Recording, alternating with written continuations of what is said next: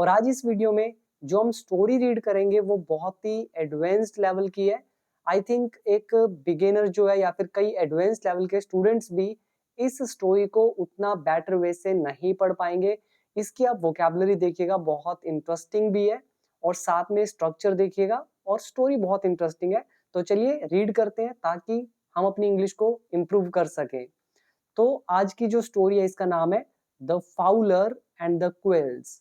अब आप इसके टॉपिक से ही अंदाजा लगा लो कि किस किस को पता है कि फाउलर और क्विल्स का क्या मतलब है। और 90% चांसेस होंगे, may be more than that, कि आप में से इतने लोगों को नहीं पता होगा इन दोनों का मतलब क्या है। तो let me tell you the meaning of both these words first, then we will proceed with the story. तो फाउलर कौन होता है? फाउलर बोलते हैं बहेलिए को। अब बहेलिया कौन होता है? चिड़ी मार, जो पक्षियों को मारता है, जो उनका शिकार करता है पक्षियों का, तो उसको बहेलिया बोलते हैं या फिर इंग्लिश में फाउलर। और क्वेल्स कौन होते हैं? आपने बटेर तो सुना ही होगा। अगर नहीं सुना कि बटेर पक्षी कौन सा होता है तो आप अपने स्क्रीन पर देख लीजिए। इस पक्षी को कहा जाता है बटेर। तो एक बहेलिया और बटेर मतलब बहुत सारे बटेर, उनकी ये स्टोरी है। तो उम्मीद है 2 वर्ड आपको याद हो गए होंगे। आगे पढ़ते हैं। वंस अपॉन अ टाइम, एक समय की बात है।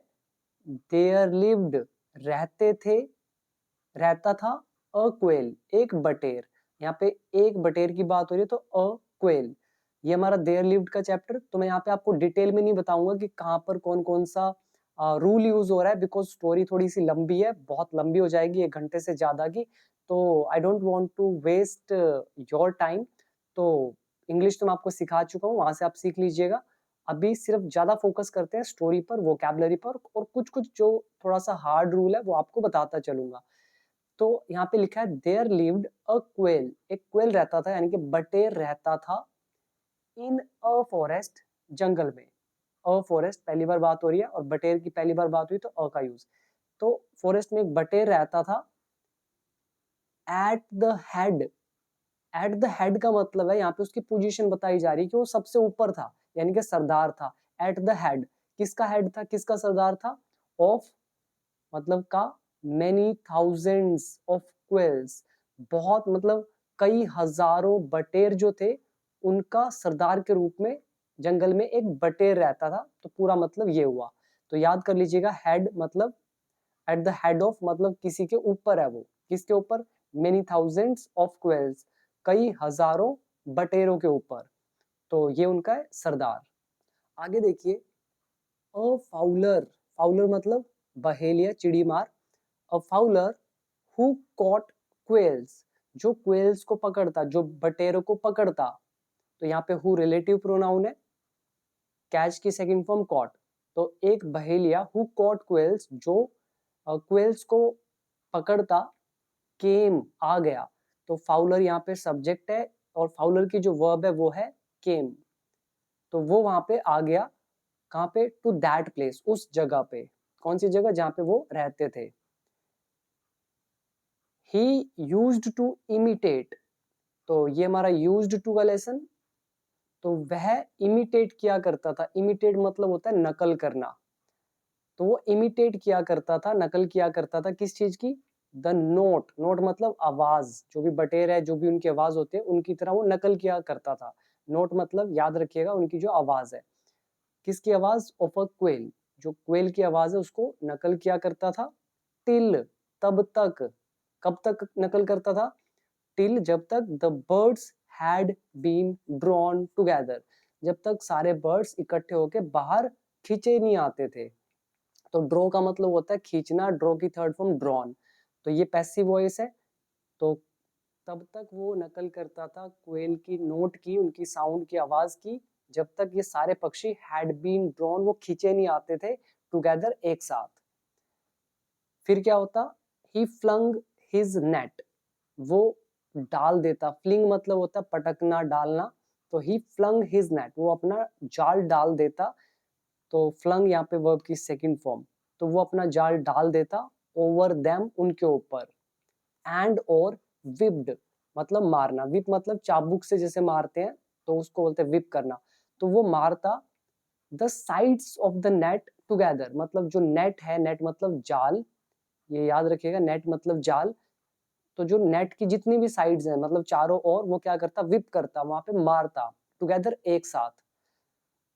सो एज टू, ताकि, ठीक है, ताकि क्यों मारता वो एक साथ नेट के साइड्स में, सो दैट, या फिर सो एज टू, या इन ऑर्डर टू, मतलब ताकि, गेट देम, उनको पा सके, get them all huddled up. अब हडल अप का क्या मतलब होता है, इसका मतलब आप समझ लीजिए, जैसे आपने कई चिकन मीट शॉप देखी होंगी, वहां पे आपने देखा होगा जो मुर्गे होते हैं कितने टाइटली पैक्ड होते हैं, मतलब एकदम सिकुड़ जाते हैं, बड़े टाइट होकर वो रखे होते हैं, तो उसको, उसी को बोलते हैं हडल अप। तो वो मतलब जो नेट है उसके चारों ओर विप करता, मारता, ताकि गेट देम, उन सबको वो हडल अप कर सके, मतलब इकट्ठा कर सके, इन अ हीप, एक ढेर में। तो जैसे ही उसने नेट का, मतलब कोई भी तार है या कुछ भी है, उसको कस देता है, तो क्या होता है, सारे बटेरे एकदम से टाइट होकर एक ढेर सा लग जाता है। तो हीप मतलब ढेर, राइट। तो देखिए इसमें कितने सारे वर्ड मीनिंग है, और बहुत सारे लोग होंगे जिनको ये पता ही नहीं होगा। एक नॉर्मल स्टूडेंट तो यहाँ पे अटक जाएगा, एट द हेड ऑफ, इसका मतलब ही उसको समझ नहीं आएगा। फाउलर का मतलब समझ नहीं आएगा, क्वेल का मतलब समझ नहीं आएगा, फिर वो अटकेगा यहाँ पे इमिटेट, फिर नोट पे अटक जाएगा, और फिर ये हैड बीन ड्रॉन, ये हैड बीन ड्रॉन क्यों यूज हुआ है, रूल, वहां अटक जाएगा, और फिर यहाँ पर भी अटकेगा, whipped the sides of the net, और फिर सो एज टू, ये भी नहीं वो पढ़ पाएगा, हडल का क्या मतलब है ये भी उसको समझ नहीं आएगा। तो वो सोचेगा ये तो बहुत टफ है, और रियली टफ है ये, ऐसा नहीं है कि ये कोई आसान लेवल की स्टोरी है, काफी अच्छे लेवल की स्टोरी है। तो उम्मीद है यहाँ तक आपको समझ में आया होगा। और आप में से जो भी इंग्लिश जिसको नहीं आती है उसके लिए तो पढ़ना है ही टफ, लेकिन जो लोग इंग्लिश सीखना चाहते हैं वो मेरे कोर्स से सीख सकते हैं। Become English champion app download कर लीजिए प्ले स्टोर से, या नीचे डिस्क्रिप्शन बॉक्स में आपको लिंक मिलेगा। मैंने वहाँ पे ये सारे के सारे रूल्स कवर कर रखे हैं, कोई भी नहीं है जो मैंने आपको नहीं सिखाया, सारे रूल कवर कर रखे हैं विद सो मेनी एग्जाम्पल्स, ठीक है। तो जरूर कर लीजिएगा, आपका ही इसमें भला है। तो आगे पढ़ते हैं। तो पूरी स्टोरी क्या हुई, एक समय की बात है, एक क्वेल रहता था जो हेड था बहुत सारे हजारों क्वेल्स का। एक फाउलर वहां पे जो पकड़ता था क्वेल्स को, बटेरों को, वो एक दिन वहां पे आ गया, और वो नकल करता था बटेरों की, जब तक वो सारे एक साथ इकट्ठे नहीं हो जाते। फिर वो उनके ऊपर जाल जाल डाल देता, और वो जो जाल है उसके साइड्स में वो वार करता है, यानी कि विप करता, ताकि वो जो सारे के सारे बटेर हैं वो इकट्ठे हो जाएं, सिकुड़ जाएं, और एक ढेर के रूप में। आगे क्या है, देन फिर ही crammed them into his basket. अब यहाँ पे देखिए, क्रैम का मतलब क्या होता है, रट्टा मारना। अब रट्टा मारना मगअप भी होता है, क्रैम भी होता है, जैसे हम अपने क्वेश्चन आंसर रट्टे मारते हैं। तो रट्टे मारने में हो क्या रहा है, हम बहुत सारी चीजों को ब्रेन के अंदर बस फिट कर दे रहे हैं, मतलब ठूस दे रहे हैं। तो उसी तरह से क्रैम का दूसरा मतलब क्या हुआ, ठूस देना, या सिंपल भाषा में रट्टा मारना, वो तो आप समझ गए होंगे। दूसरा मतलब ठूस देना। तो देन ही क्रैम्ड देम, फिर वो उनको ठूस देता इनटू हिज बास्केट, अपनी बास्केट के अंदर। एंड सोल्ड, और बेच देता, हिज प्रे, अपने शिकार को। यहाँ पे PREY, प्रे मतलब होता है शिकार, अपने शिकार को बेच देता, फॉर अ लिविंग मतलब अपने जीवन के लिए, बिफोर गोइंग होम, घर जाने से पहले। नाउ, अब, वन डे, कह रहे अब एक दिन, द लीडर क्वेल, जो क्वेल का लीडर था, सेड, उसने कहा, टू अदर क्वेल्स, दूसरे बटेरों को। तो बटेर सरदार ने दूसरे बटेरों को कहा, क्या कहा, अब ये डबल इन्वर्टेड कॉमास है, और आई थिंक ये यहां तक। तो क्या बोल रहा है ये, दिस फाउलर, ये जो चिड़ी मार है, ये जो बहेलिया है, इज क्रिएटिंग हैवोस, ये हमारे लिए हैवोस क्रिएट कर रहा है। हैवोस का मतलब ये होता है विनाश। तो हमारे लिए मतलब एक तरह से विनाश क्रिएट कर रहा है, पैदा कर रहा है, अमंग के बीच में, किसके बीच में, आर किन्स फॉक, मतलब हमारे रिश्तेदारों के बीच में। तो किथ एंड किन तो आपने सुना होगा, किथ एंड किन मतलब जो भी रिश्तेदार होते हैं उनको बोलते हैं किथ एंड किन। ऐसे ही किन्स फॉक मतलब उनके जो भी भाईचारा है, उनका जो भी रिश्तेदार है। तो उसने क्या बोला लीडर क्वेल ने कि ये बहेलिया मतलब हुड़दंग मचा रहा है या फिर तबाही मचा रहा है हम किन्स फोक के बीच में, हम रिश्तेदारों के बीच में। आई हैव अ डिवाइस, मेरे पास एक डिवाइस है, या कोई डिवाइस होगा या कोई आइडिया होगा, तो कह रहा है मेरे पास एक डिवाइस है वेयर बाय। अब बहुत लोगों को ये नहीं समझ में आएगा वेयर बाय क्यों लिखा है। वेयर बाय का मतलब होता है जिससे या फिर जिसके द्वारा, बिल्कुल सिंपल, और हम यूज करते हैं बाय विच, ये थोड़ा सा और एक्स्ट्रा हो गया वेयर बाय। तो मेरे पास एक डिवाइस है जिससे he will be unable to catch us, जिससे वो हमें कैच नहीं कर पाएगा। आगे लिखा है हैंसफर्थ, मतलब अब से या फिर आगे से। तो ये भी कई बार हैंसफर्थ इसीलिए के भी लिए यूज होता है, और मैक्सिमम टाइम यूज होता है ये अब से या फिर आगे से। तो हैंसफर्थ एक कंजंक्शन है, वेयर बाय एक कंजंक्शन है, सो एज टू एक कंजंक्शन है। तो आगे पढ़ते हैं। हैंसफर्थ मतलब आगे से, द वेरी मोमेंट, कह रहे हैं जैसे ही, द वेरी मोमेंट जैसे he throws his net over you, जैसे ही वो तुम पर अपना नेट फेंकेगा। थ्रो मतलब फेंकना, और ये प्रेजेंट इंडेफिनिट है, लेकिन मैंने हिंदी में बोला कि फेंकेगा फ्यूचर, ही विल, लेकिन मैंने आपको बताया कि जब भी कंजंक्शन होती है व्हेन वगैरह इफ, तो उसके साथ कभी भी विल नहीं लगता है, तो इंडेफिनिट में बनता है, फ्यूचर कॉम्बिनेशन का रूल है। तो कह रहे हैं आगे से जब भी कभी वो तुम्हारे ऊपर जाल फेंकेगा, let each one of you, कह रहे हैं कि तुम में से प्रत्येक, पुट मतलब दे दे हिज हेड अपना सिर, थ्रू अ नेट उस जाल के बीच से। जैसे उनके ऊपर जाल फेंका, तो कह रहा है कि तुम में से हर कोई हिज हेड मतलब अपना सिर उस नेट के बीच में दे देना। तो नेट जो होता है उसके अंदर छोटे छोटे गैप होते हैं, तो कह रहे अपना सिर उसके अंदर डाल देना। और उसके बाद एंड देन, और फिर ऑल ऑफ यू, तुम सब, टुगेदर एक साथ, मस्ट फ्लाई, उड़ जाओ, फिर तुम साथ एक साथ उड़ जाना, मतलब अवश्य उड़ जाना, तो इसलिए मस्ट का यूज। फ्लाई अवे मतलब वहां से उड़ जाना जरूर, विद द नेट उस नेट के साथ, टू सच अ प्लेस ऐसी जगह पर, टू सच अ प्लेस ऐसी जगह पर, एज यू प्लीज जहां भी तुम्हारी इच्छा हो। तो एज यू लाइक मतलब जैसे तुम्हारी मर्जी, एज यू प्लीज मतलब जैसी तुम्हारी मर्जी, तो वहां पे उड़ जाना। इसके बाद एंड देयर, और वहां पर, लेट इट डाउन, अब ये इट मतलब नेट के लिए यूज हो रहा है, लेट इट डाउन, और इसको फेंक देना, on the thorn brake. Thorn मतलब कांटा, और थॉर्न ब्रेक मतलब एक तरह की मोटी मोटी सी कांटेदार झाड़ियां होती है, श्रब्स होती हैं, उनको बोलते हैं थॉर्न ब्रेक। तो कह रहे हैं कि तुम उड़ जाना जहां कहीं भी तुम जिस प्लेस पे भी चाहो, और वहां पे लेट इट डाउन, इसको गिरा देना, कहाँ किस पर, ऑन द थॉर्न ब्रेक उन कांटेदार झाड़ियों पर। दिस डन, अभी आप सोच रहे होंगे दिस डन कहाँ से आ गया, तो ये एक तरीका होता है, मतलब ऐसा करके या फिर ऐसा करने के बाद, हिंदी जैसे मर्जी ले लीजिए। दिस डन, यहाँ पे डन आ गया, इसका मतलब सीधी सी बात है, शॉर्ट में लिखा जा रहा है ऐसा करने के बाद। दिस डन, ऐसा करने पर, we we we will all escape, हम सब बच निकलेंगे। ठीक है, एस्केप मतलब बच निकलना, किससे निकलेंगे बच, from our several meshes, meshes मतलब होते हैं जाल, और जाल मतलब मैश, और मैशेज मतलब जितनी बार भी हमारे ऊपर आगे जो जाल गिरेगा, वो आपस में बात कर रहे हैं, क्योंकि ऐसा तो नहीं कि एक ही बार वो उन पे जाल फेंकेगा, बार बार फेंकेगा। तो कह रहे हैं मैशेज, जितने भी जाल होंगे, सेवरल मतलब कुछ एक, तो उनसे ऐसा करके हम सब बच जाएंगे इन सभी जालों से।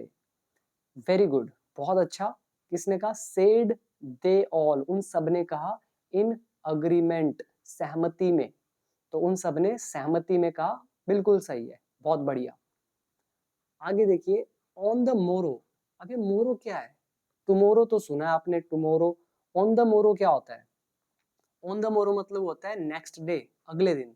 इसको याद कर लीजिए, वैसे कॉमन नहीं है, इतना यूज नहीं करते हम लोग, बहुत ही रेयर आपको मिलेगा।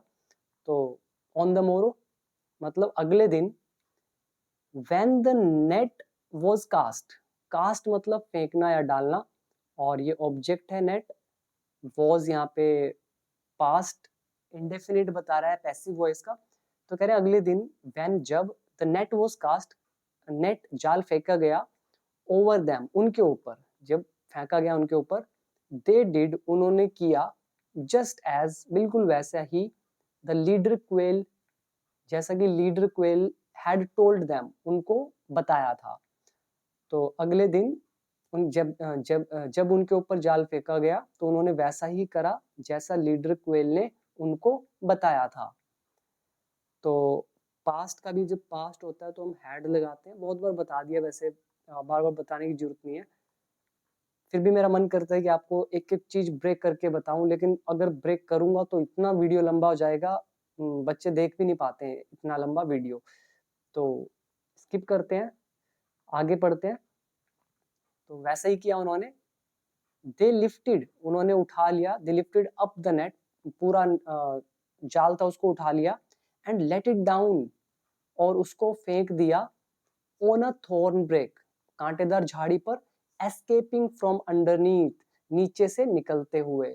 जैसी कांटेदार झाड़ियां थी उनके ऊपर तो फेंक दिया नेट को, और नीचे से जो जगह बची, जो भी झाड़ियों में से जो जगह थी नीचे की, वहां से वो निकल गए। एस्केपिंग मतलब निकलते हुए, फ्रॉम अंडरनीथ मतलब नीचे से। आई होप यहाँ तक समझ में आया। ये कॉन्सेप्ट तो कई स्टोरीज में आ चुका है कि आईएनजी क्यों लगा है, कई बार एक्सप्लेन किया है।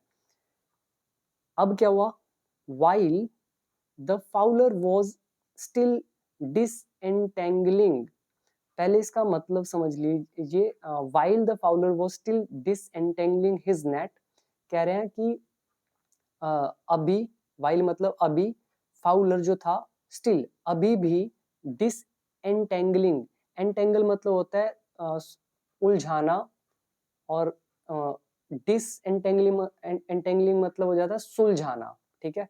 तो कह रहे हैं अभी वो बहेलिया सुलझा ही रहा था, हिज नेट अपने नेट को, इवनिंग केम ऑन की शाम हो गई। तो पूरा ये जो वाइल है ना, तो इसका पूरा सेंटेंस ये बनता है,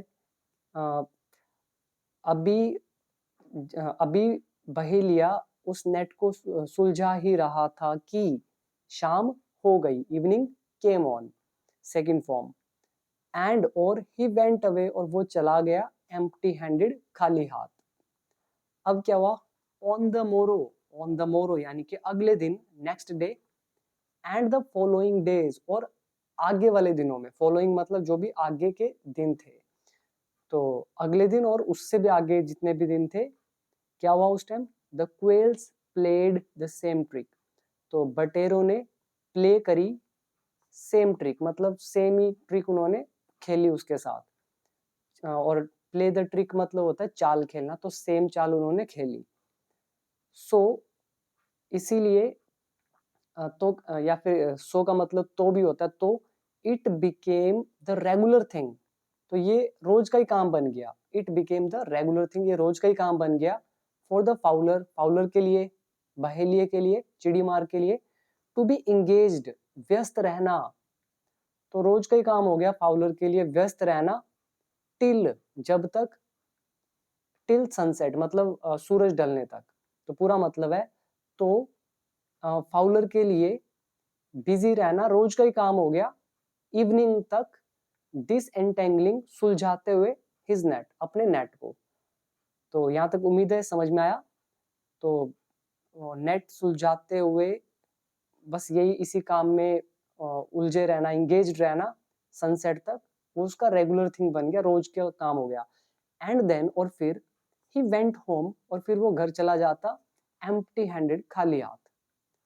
तो आगे लिखा है, हिज वाइफ ग्रू एंग्री, तो उसकी वाइफ गुस्सा हो गई, ग्रो एंग्री मतलब गुस्सा होना, सेकंड फॉर्म ग्रू, उसकी वाइफ गुस्सा हो गई, एंड सेड और कहा, क्या बोला, डे बाय डे दिन प्रतिदिन, यू रिटर्न एम्प्टी हैंडेड कि तुम खाली हाथ ही लौट आते हो। आगे लिखा है, आई सपोज मुझे लगता है, you have got a second establishment कि तुम्हें कोई दूसरी एस्टेब्लिशमेंट मिल गई है, मतलब कोई जगह मिल गई है दूसरी, टू कीप अप एल्सवेयर मतलब कहीं और रखने की, जो भी मतलब बटेर है या जो भी पक्षी वगैरह है उनको रखने की, शायद तुम्हें कोई और ही जगह मिल गई है, मुझे ऐसा लगता है। तो एग्जैक्ट आई होप कि यही मतलब हो, क्योंकि ये थोड़ा सा लाइन अजीब सा है, बट यही मतलब होगा। आई सपोज मुझे लगता है you have got a second establishment, तुम्हें कोई और जगह मिल गई है टू कीप अप एल्सवेयर मतलब अपना काम चलाने की, एल्सवेयर मतलब कहीं और। लिख रहे हैं no my dear said the fowler, अब फाउलर ने कहा नहीं मेरी प्रिय, I have no second establishment to keep up, मतलब मेरे पास रखने के लिए कोई दूसरा इस्टेब्लिशमेंट नहीं है। इस्टेब्लिश करना क्या होता है, स्थापित करना, ऐसी इस्टेब्लिशमेंट स्थापना, तो ऐसी कोई दूसरी स्थापना नहीं है वो रखने के लिए। द फैक्ट इज, कह रहे हैं कि दरअसल बात ये है कि, या फिर सच तो ये है कि, या तथ्य ये है कि, या रियलिटी ये है कि, द फैक्ट इज, रियलिटी ये है कि दोज क्वेल्स, क्वेल्स मतलब वो सारे बटेर, हैव, तो वे सारे बटेर हैव कम, वो आ गए हैं टू वर्क, काम करने, टुगेदर एक साथ नाउ, तो कह रहे हैं कि वो सारी बटेर अब एक साथ काम करने आ गए हैं, मतलब एक साथ अपना रह रहे हैं, एक साथ ही कर रहे हैं जो कर रहे हैं। आगे लिखा है द मोमेंट, जैसे ही, my net is over them, जैसे ही मेरा नेट, मेरा जाल उनके ऊपर होता है, ऑफ दे फ्लाई, वे उड़ जाते हैं, ये इन्वर्जन का रूल है हमारा, तो वे उड़ जाते हैं, विद इट, उसके साथ, एंड इस्केप, और बच निकलते हैं, लीविंग इट, छोड़ते हुए, इट मतलब नेट को, ऑन अ थॉर्न ब्रेक, उस कांटेदार झाड़ियों पर, बट लेकिन, दे विल नॉट लीव, लेकिन वे नहीं रहेंगे, इन यूनिटी, एक साथ, ऑलवेज, हमेशा, तो कह रहे लेकिन वो हमेशा एक साथ नहीं रहेंगे। Don't you bother your self, तो इसका मतलब है कि तुम अपने आप को परेशान मत करो, don't you bother your self, तो ये यहाँ पर भी लिख सकते हैं you don't bother your self, but inversion type का यूज है, so don't you bother your self, खुद को तकलीफ मत दो, परेशानी मत दो। एज सुन एज, जैसे ही, दे स्टार्ट बिकरिंग देमसेल्व्स, वे आपस में जब झगड़ा करेंगे, कलेश करेंगे, बिकर मतलब कलेश करना, स्टार्ट है तो आईएनजी तो लगाना पड़ेगा, देमसेल्व्स मतलब आपस में, एज सुन एज का मतलब जैसे ही, तो ये हमारा एज सुन एज का लेसन, और एज सुन एज कंजंक्शन है तो यहाँ पे विल का यूज होएगा ही नहीं, तो कह रहे हैं कि तुम खुद को परेशान मत करो, जैसे ही दे स्टार्ट बिकरिंग, वे कलेश करना शुरू करेंगे, झगड़ा करना शुरू करेंगे, तो ये बिकर वर्ड मैंने आपको याद करा ही रखा है, वर्ब्स जो है 800 बिकम इंग्लिश चैंपियन बुक में, तो उसमें दे रखा है सब कुछ। तो कह रहे जैसे आपस में वो बहस करेंगे, आई शैल बैग द लोड, कह रहे मैं शिकार कर लूंगा बहुत सारों का, बैग मतलब एक तरह से होता है शिकार करना, द लोड मतलब बहुत सारे, तो मैं बहुत सारों का शिकार कर लूंगा, एंड दैट विल, और वो चीज, दैट मतलब ये जो शिकार होगा, ये विल ब्रिंग, ये लेकर आएगी, अ स्माइल, बैक मतलब वापस लेकर आएगी तुम्हारी स्माइल, टू योर फेस, तुम्हारे चेहरे पर। तो आगे क्या हुआ, इसके बाद उसने तसल्ली दे दी अपनी वाइफ को कि कोई ना चिंता मत करो, जब वे आपस में, उनकी यूनिटी हमेशा तो रहेगी नहीं, कलेश करेंगे जब आपस में, तो मैं फायदा उठा लूंगा और बहुत कुछ लेके आऊंगा। नॉट लॉन्ग आफ्टर दिस मतलब आफ्टर दिस, इसके बाद, नॉट लॉन्ग मतलब ज्यादा देर नहीं, तो इसके ज्यादा देर बाद नहीं मतलब बहुत ही जल्द क्या हुआ, वन ऑफ द क्वेल्स, वो जो सारे क्वेल्स थे उनमें से एक, इन अलाइटिंग, अलाइट मतलब होता है नीचे उतरना, तो जो फ्लाइट होती है वो नीचे उतरती है उड़ते हुए, तो अलाइट बोलते हैं, तो कह रहे हैं वन, एक क्वेल नीचे उतरते हुए, अलाइटिंग करते हुए, किस पर अलाइट कर रही थी, ऑन देयर फीडिंग ग्राउंड, जहां भी उसका दाना पानी था उस पे वो नीचे उतर रही थी, वो जो बटेर थी वो उतर रही थी, तो क्या हुआ, ट्रॉड, ये वर्ब की सेकंड फॉर्म, तो वन ऑफ द क्वेल्स ट्रॉड, वो टकरा गई, ठीक है, या रोंद दिया उसने, रोंद देना आपने वर्ड सुना होगा, या कुचल देना, या फिर टकरा जाना, तो ट्रोड बोलते हैं, तो उनमें से जो एक क्वेल थी वो टकरा गई, बाय एक्सीडेंट मतलब गलती से, अपॉन किसके ऊपर, अनदर्स हेड, दूसरी बटेर के सर पर, वो एक बटेर गलती से दूसरे बटेर के सर पे जाके टकरा गई। आगे फिर डबल इन्वर्टेड कॉमास में है, एंग्रीली क्राइड द लेटर, तो लेटर मतलब होता है बाद वाली, दूसरे वाली, तो दूसरे वाले जो बटेर थी वो एंग्रीली, गुस्से से, क्राइड मतलब चीखी, क्या चीखी, हु ट्रोड ऑन माई हेड मतलब मेरा सर किसने रौंदा, या मेरे सर पर किसने हिट किया, मेरे सर पर किसने मारा। तो उसने गुस्से में बोला। आगे फिर डबल इन्वर्टेड कॉमास है, सेड द फर्स्ट क्वेल। अब पहली क्वेल ने क्या जवाब दिया, आई डिड, मतलब मुझसे हो गया ये, बट लेकिन I did not mean to, पर मेरा ऐसा कुछ मतलब नहीं था करने का। डोंट बी एंग्री, गुस्सा मत हो। तो ये कहा पहली क्वेल ने, बटेर ने।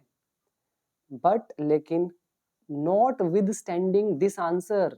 अब देखिए नॉट विद स्टैंडिंग, इसका मतलब हो जाता है कि बावजूद। तो but not with standing this answer, कह रहे इस आंसर के बावजूद भी। तो बट लेकिन के बावजूद भी, इस आंसर के।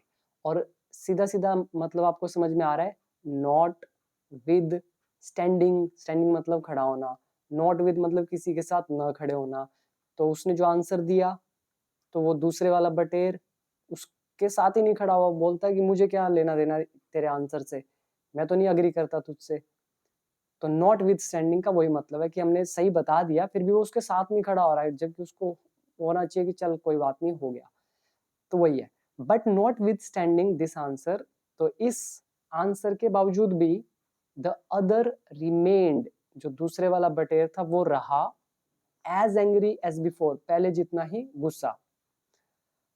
Continuing to answer one another, मतलब एक दूसरे को उत्तर देते हुए, continuing to answer one another, तो एक दूसरे को उत्तर देते हुए, जारी रखते हुए ये कहेंगे वैसे, मतलब एक दूसरे को उत्तर देना जारी रखते हुए, दे बिगैन, वे लगे टू बैंडी टॉन्ट्स, मतलब एक दूसरे को टोंट कसने। तो बैंडी टोंट्स मतलब होता है किसी को ताने मारना, तो एक दूसरे को वो ताने मारने लगे।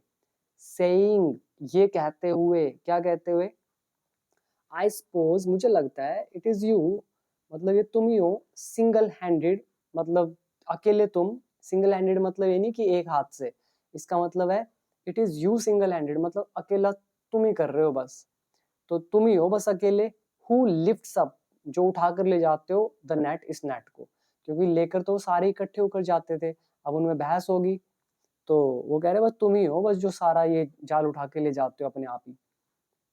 एज दे रैंगल्ड दिस, ठीक है, रैंगल मतलब क्या होता है, एक तरह से उपद्रव करना, यानी कि झगड़ा करना या उपद्रव करना।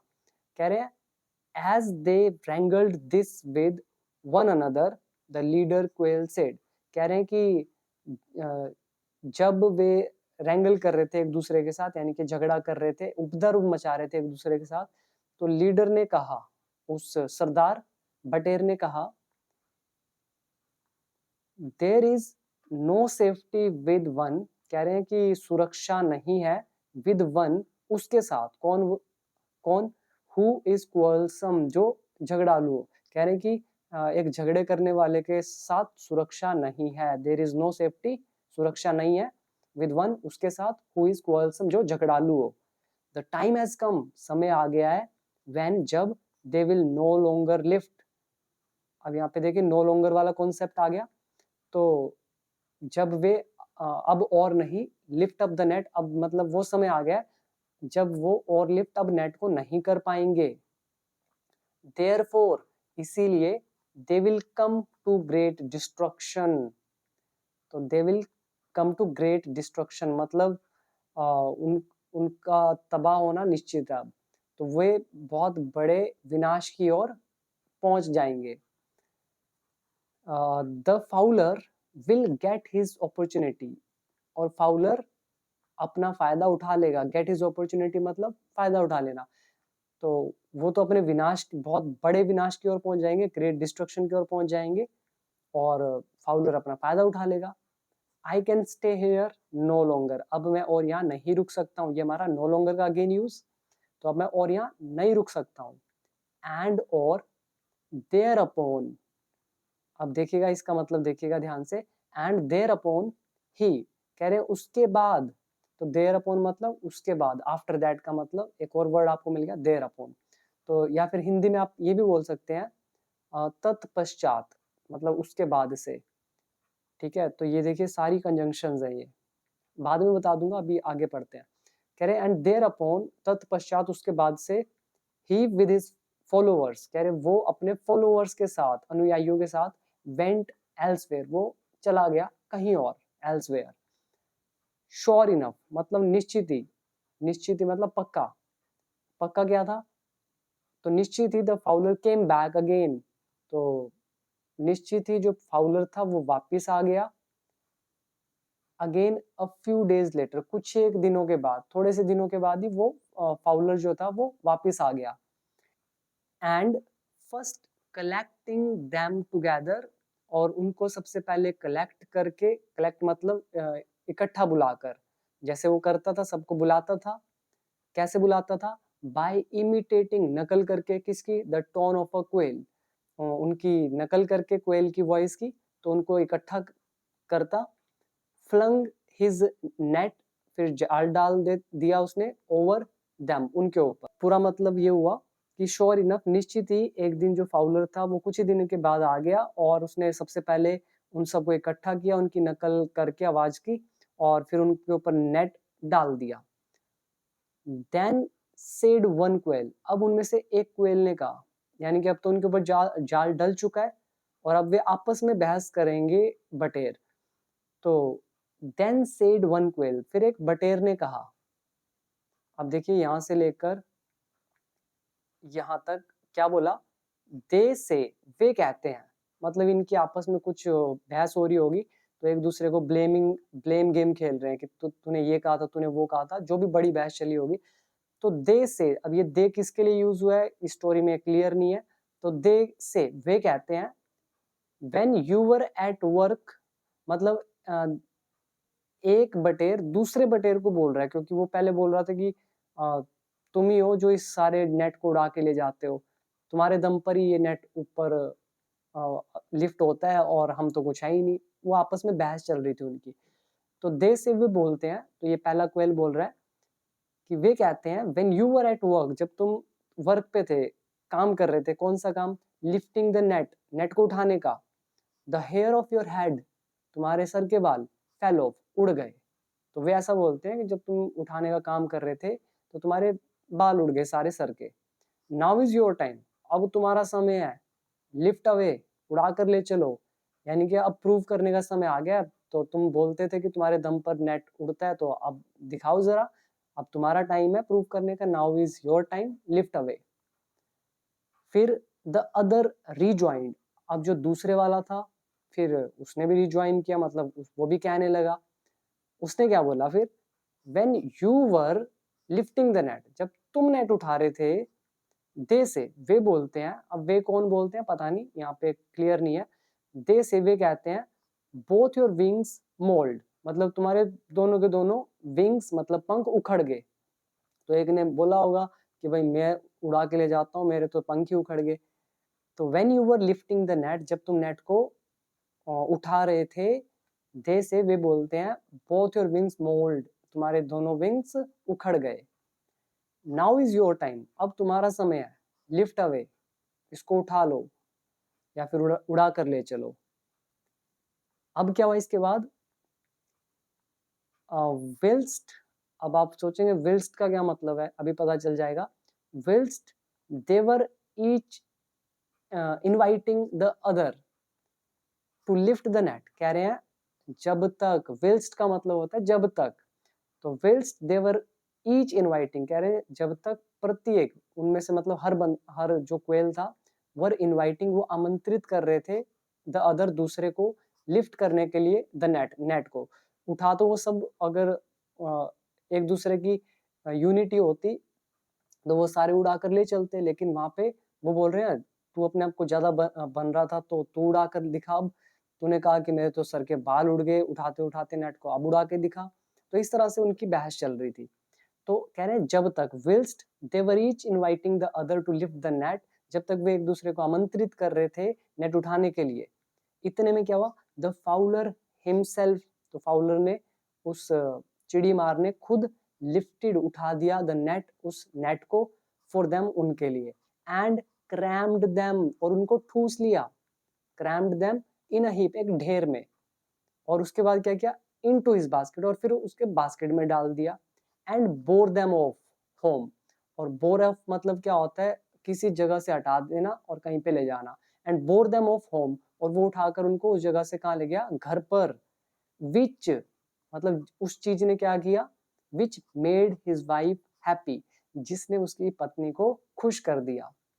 तो अब आपको इसका मोरल क्या लगता है स्टोरी का? देखिए बहुत अच्छी स्टोरी थी, और ये मुझे किसी ने दी थी, किसी स्टूडेंट ने, उन्होंने कहा था कि ये स्टोरी पे वीडियो बना दे, थोड़ी डिफिकल्ट है, तो मैंने बना दिया आपके लिए। So thank you so much.